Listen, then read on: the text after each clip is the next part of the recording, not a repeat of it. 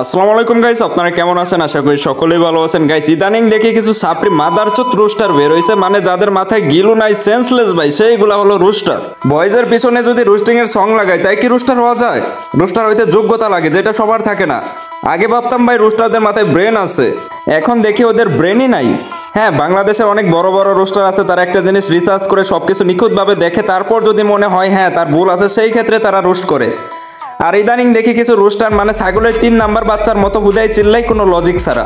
হ্যাঁ, আমি রুস্টারদের সম্মান করি, কিন্তু ছাগলের 3 নাম্বার বাচ্চার মতো যারা চিল্লায় তাদের না। ছাগলের 3 নাম্বার বাচ্চার মতো হুদাই চিল্লাই ভাই, কোনো লজিক ছাড়া। ভাই ওদের মাথায় গিলু আছে নাকি? সাপরি পোলাপান চলস, তোরা বাপের নাম বেইসা আবার এসে দাবি করস আমরা রুস্টার। মানে তোদের উপরের বাপের থেকে পারমিশন নিয়ে আইসা তারপর আমাদেরকে রুস্ট করস। ভাই তোদের যদি ভিউ লাগে বলবি কমিউনিটি ট্যাব দা দিব। জানোসই তোরা বাল্লাও ছিঁড়তে পারবি না, হুদায় এসে টানাটানি করস কেন? আর তোরা যে পার্সোনাল অ্যাটাক করস ভাই, তোদের একটা স্ট্রাইক বলছি না, আরো বলবো। মানে একটা ভিডিও বানাবি, একটা স্ট্রাইক মারবো। তোর কোন বাপেরে নিয়ে আবি, নিয়ে আহিস।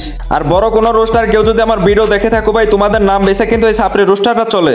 রোস্ট করার আগে তোমাদেরকে ভিডিও দেখায়, তোমরা যদি পারমিশন দাও সেই ক্ষেত্রে তারা রোস্ট করে। এইসব এসে আমাদেরকে বলে, মানে ভাই এই ছাপড়িদের তোমাদের লিস্টে কেন রাখছো ভাই? তোমাদের তো একটা বেলু, তোমাদের মান সম্মান আছে না? ওদের জন্য যে তোমাদের মান সম্মান আর বেলু কতটুকু কমতেছে তোমরা কি এটা বুঝতেছো ভাই? বুঝবা আস্তে আস্তে বুঝবা। এই ছাপড়িদের ভাই তোমাদের লিস্টেই রাখো না, মানে ওরা যা মজা তাই করুক গা। আর শোন, ছাপড়ি রোস্টার ছাগলের 3 নাম্বার বাচ্চারা, নেক্সট টাইম থেকে পার্সোনাল অ্যাটাক করবি, পার্সোনাল ভাবে বইরা দেবো। নেক্সট টাইম আর চিন্তাও করবো না তুই কে বা তোর কত বড় হেডাম আছে।